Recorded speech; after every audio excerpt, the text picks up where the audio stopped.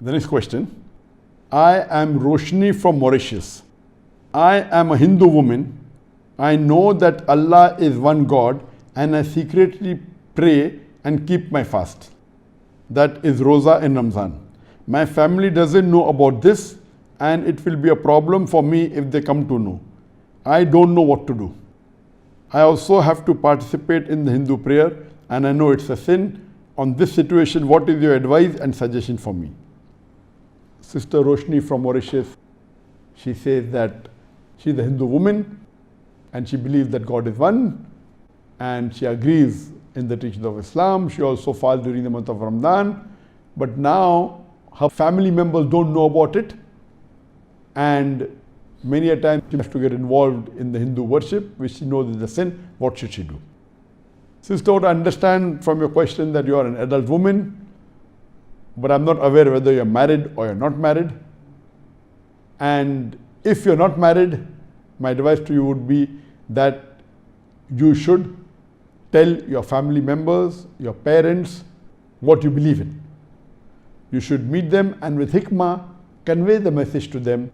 Maybe you can see my videotapes on similarities between Islam and Hinduism and maybe point out from the Hindu scriptures initially that doing idol worship is wrong, what they are doing is wrong, and try and break the news slowly.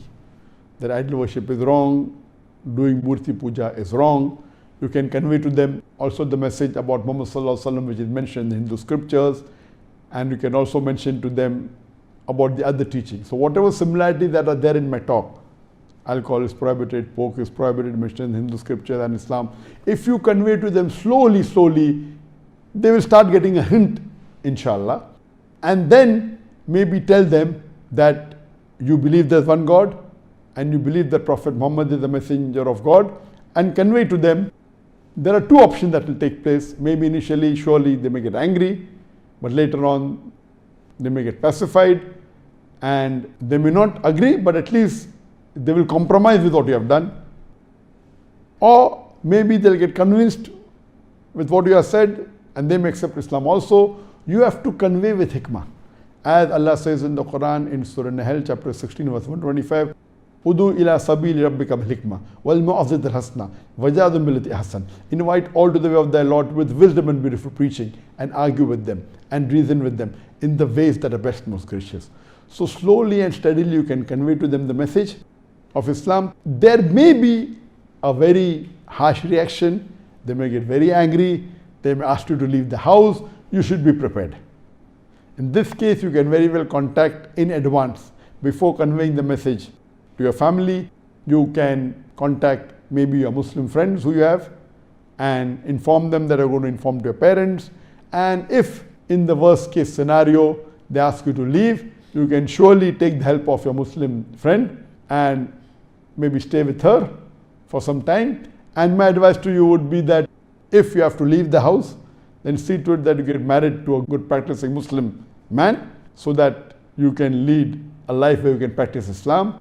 You ask the question that can you do the Hindu worship? You know very well it's a sin, therefore doing the Hindu worship is wrong. That's the reason you should convey to your family members as soon as possible that you like Islam and you're going to accept Islam, and I believe you have already accepted Islam, and convey to them, irrespective whether they allow you to stay in the house or not, it's your duty as a daughter that you should convey the message to your parents.